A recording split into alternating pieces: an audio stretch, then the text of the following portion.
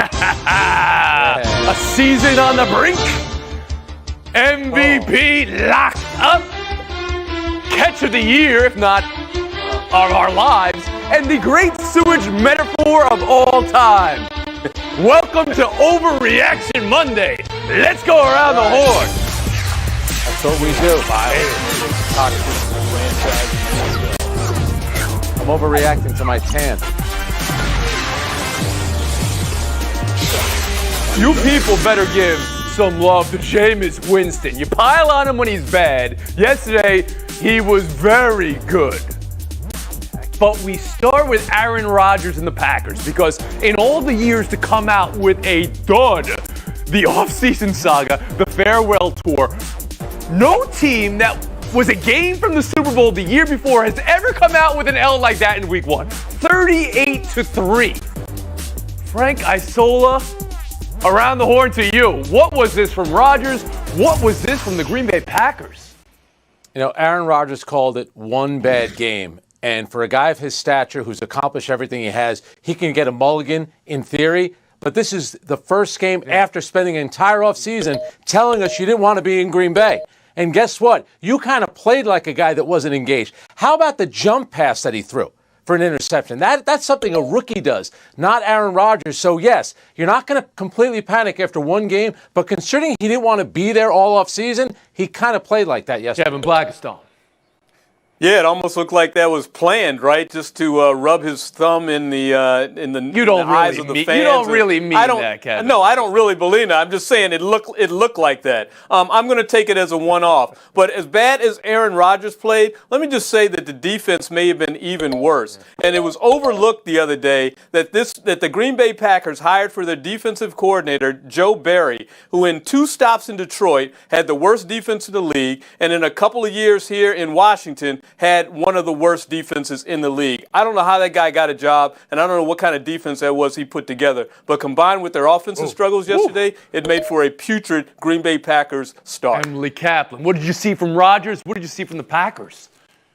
What I saw from Rodgers was that he looked like a guy who wore a fedora all offseason and played Taylor Swift songs on his ukulele. If he had thrown every single pass into the ground, he would have had a better QBR than he had in this game. He talked a whole offseason about wanting more say and wanting more respect. Well, he didn't deserve it with the way that he played in this game. Meanwhile, Jameis Winston humbled himself to get to this point as a starter. He had to adapt. He had 148 passing yards, 55 of them on one play, 0 interceptions. And I think the juxtaposition between those two guys, the way they showed how they felt about their current situation was just so stark. Tim Kalishaw. Even if he was playing last great American dynasty and he thinks he's part of that in Green Bay, here's the problem. Next gen stats, thank you for this. On plays where he had 2.5 seconds to throw, 4 for 15, 2 interceptions. Wow. Worst of his career since that stat has been kept. When you spend your offseason doing what he did, you are open to criticism when you play like that. That's right. Frank, do you believe in the Jameis Winston Mike-over now after seeing it in the flesh? 5 touchdowns and 148 yards. It's an incomprehensible line. It doesn't really compute. Yeah, I think it's a credit to him to put the work in. Also, Sean Payton and that coaching staff, that organization, where Jameis Winston basically went back to school last year. And they were thinking, you know what, we have a ready-made guy that if we could fine-tune some things, he's only 27 years old. You know that yesterday he had 2 touchdown drives, back-to-back touchdown drives of 15 plays. That hasn't happened for years in the NFL. So, and here's the key stat. You mentioned it, Tony. The 5 touchdown passes, 0 interceptions. That has always been his Achilles heel. He played smart, mistake-free football. Give him a lot of credit, but give the Saints credit. KB, I'm going to give you credit. You've been bullish on Jameis Winston all along, the LASIK surgery and everything. What specifically did you see yesterday? Well, I think he adds another dimension to a New Orleans Saints offense without Drew Brees. I mean, I'm not going to compare him to Drew Brees. I'm not going to say this is the greatest show on turf, but I will say this. Drew Brees hits you underneath, right? But Jameis is he's a big game hunter, deep ball thrower. And now all of a sudden you've got that combined with Alvin Kamara coming out of the background, out of the backfield. And what do you do as a defense? How do you guard it now? If you bunch it up, he's going over your head. If you back up, Alvin Kamara is going to run crazy underneath. And this is an offense without their number one receiver, Michael Thomas, who's hurt. Yeah. times. We'll move on. KC Cleveland. You people go crazy when Mahomes completes a 5-yard screen pass. So what are you going to say when he does this? And he wills his way to the comeback win. For Cleveland to come out like they did, those first 29 points came easy. Then that was it. They had the mishap with the punt and this really tough Baker Mayfield pick. Emily Kaplan, around the horn to you. Did KC win it or Cleveland blow it? Cleveland blew this. They scored in their first 3 possessions. They had a 9-point lead going into in the fourth quarter. Yeah. And then it was mental mistakes that cost them. Ronnie Harrison lost his cool, and already thin secondary got even thinner. That's catnip to Patrick Mahomes in the second half. And then when you got to that critical moment, Baker Mayfield tried to do too much, tried to make the big play instead of just throwing it away. And so we now have to talk about that instead of the fact that he actually had a really good day and was really accurate. And now I'm obligated to tell you that this is a team that hasn't won a season opener since 2004, instead of what Cleveland fans want to hear, which is that this is a team that has championship mettle, because they didn't show it. It didn't seem like you felt like it was an obligation. You kind of enjoyed saying that. You said Ronnie Harrison lost his cool.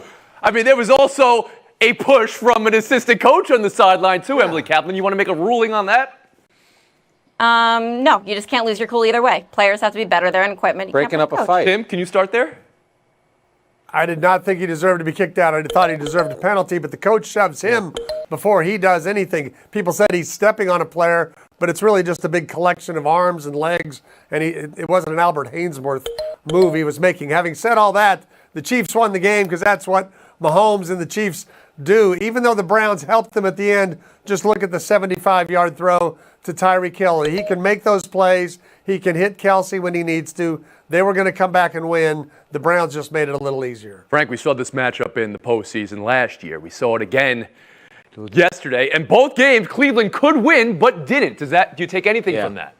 Well, you know this, Tony. We've seen this movie plenty of times before. Patrick Mahomes is 9-2 in his last 11 games where his team is trailing by double digits.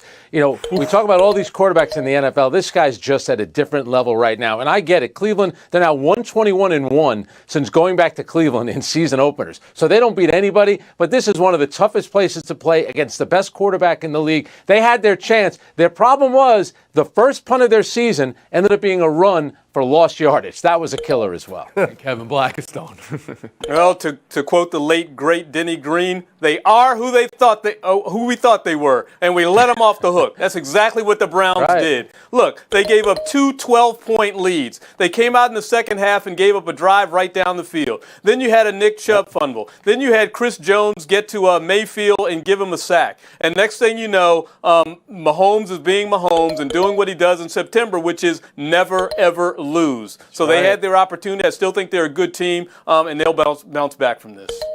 Matthew Stafford and the Rams. The hype was so high on this team, and the second pass was so high and deep for the score, and he did it again and again. Yeah, I mean, the long ball's working for LA.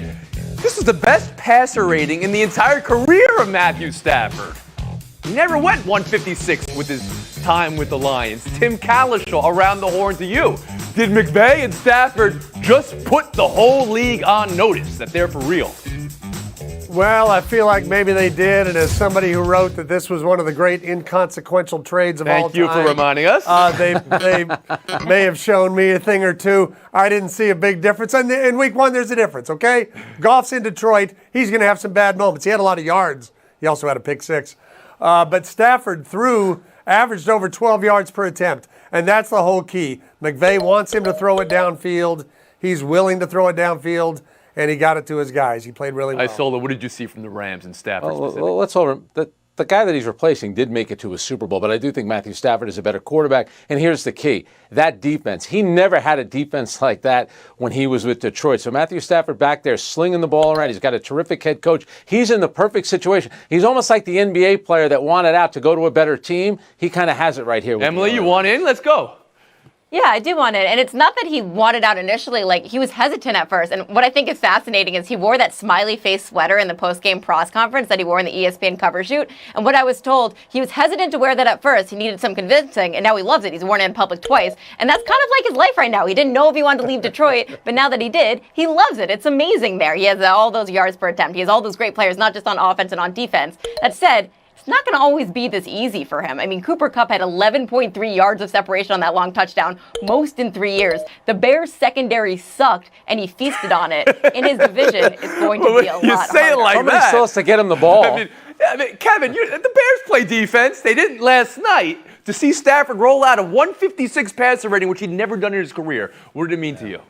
Yeah, I mean, that was his best game ever, according to the statistics, right? And so that's just what Rams fans needed to see, and that's what the Rams organization wanted to see, and that's what the other players wanted to see, because this is why you got this guy. Goff never performed to that level, and so you hope that he can get close to that level every single weekend, and with all those weapons he has to throw down field to. I mean, I forgot Deshaun Jackson was there, for goodness sakes. So he's got a ton of weapons, a defense. He doesn't have to play on his heels. He can just let it fly, and that's got to be a great comfort to anybody who's playing quarterback with that. Got to win, though, if you're playing the NFC West. I mean, that could have 4 playoff teams. Every team in the NFC West won yesterday. They're all 1-0. Tremendous. So did the Eagles. So did the Texans. So did the Bengals. They're leading their divisions. And you guys made fun of Jamar Chase. So let me give you a mute here because he's laughing at you now after he made all those catches. And the last thing I want to say is buy or sells next. Why do you people give the Steelers no credit? Let's talk about that in 2 minutes. You're overreacting to Chase. One game. Overreaction Monday rolls on, but there's no reaction that could be over for what Chandler Jones did on the field yesterday. A lot of records may fall this season because of the 17-game season, but Chandler Jones at his pace right now would break the all-time single-season sack record by halftime of Week 5. He just paved over Tennessee. 5 sacks. Kyler Murray had 4 passing scores, 1 rushing score. His best play was neither. It was that soul crusher where he buys time. And this DeAndre Hopkins catch was ballet. Tim Callis, are you buying the Cardinals as the most impressive team you saw Sunday? I'm buying my Cardinals as the most impressive underdog. Tennessee is a team everybody thinks will win the South. They're going away. They weren't even in the game. They took Derrick Henry out of the game. You explained what Chandler Jones did. And this is the year people figure out Murray's not some cute story. He's one of the best quarterbacks in the league. They have weapons for him now. They're going to win the West. Emily Kaplan. Whoa, hold on a Murray was second. most Win the impressive. West over what we just said about the Rams, over what we know the 49ers and Seattle's capable of? Okay. They're going to win the West. They're going to win the West. Okay. He's in the Bill Plaschman Yeah. seat. There we go. Week 1 overreaction. I love Kaplan. How about you? All right, I'll react to this. Kyler Murray is going to win MVP. I think it is ridiculous that he has more completions There you go. than any other quarterback in NFL Fire history in his from first Calvin 2 years. Jones. Adds a weapon like DeAndre Hopkins, and then 10 other quarterbacks have better MVP odds than him. That's going to change. He was running at 1.5 speed around there. Kevin Blackistone, what do you see from the Cardinals?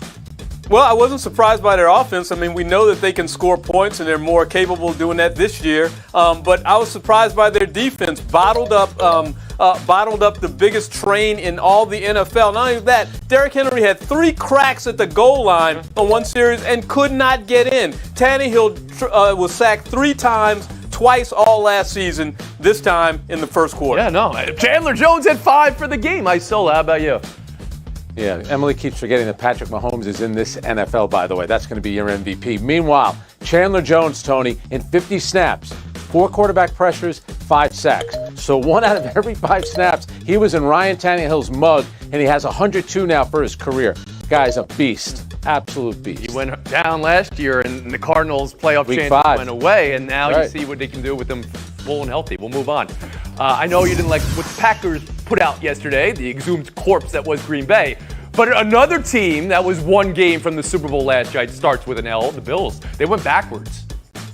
And I mean that figuratively, but also on that 4th down play, they went backwards. Pittsburgh defense right here was eating as they always are. Emily, was this more about Buffalo or Pittsburgh?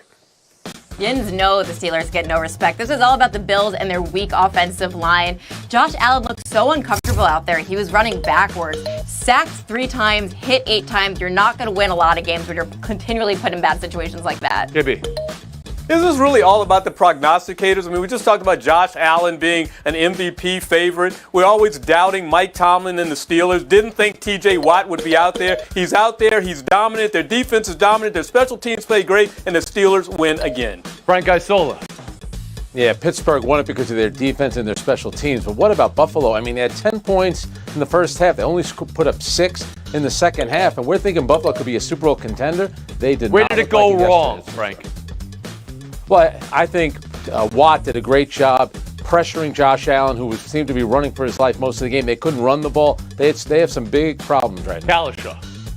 Here's where I think it went wrong. Buffalo had a 10-0 lead in the first quarter, never trailed till the fourth, and I think they just felt comfortable, even though they weren't putting points on the board. Allen was throwing the ball all day, but he was throwing it for 5 or 6 yards, an attempt, and they just let Pittsburgh hang around.